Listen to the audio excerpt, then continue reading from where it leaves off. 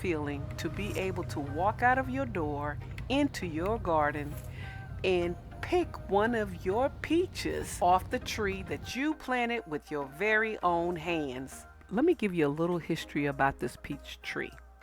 Now, I purchased this peach tree around 2016, 18, somewhere in there. I was still very new to gardening. I was so excited to plant this peach tree. I don't even remember the type of peach tree it is. About 2 years ago, the peach tree developed a fungus. The peaches would grow, but they would rotten before they were completely ripe. So I tried some fungicide that I ordered. I didn't get the results that I wanted. Well, I think I saw it on a video that someone used peroxide, so I decided to use peroxide, regular hydrogen peroxide that you use in your home, cuts and things.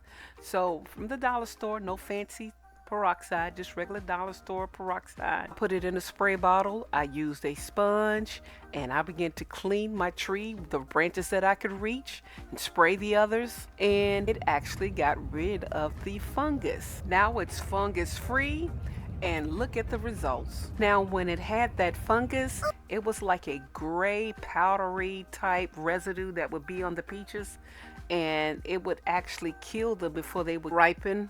Now I can enjoy the peaches. They're so sweet and juicy. Thank you, Lord. This is a religious experience right here. Well, another thing about growing your own peach tree is that you won't ever have to purchase another peach tree unless you really want to. You can use the seeds from this tree. When I cut this peach, I cut right through the core, and you can actually see the seed. You plant the seed, it takes some time. A couple of years later, you got a tree.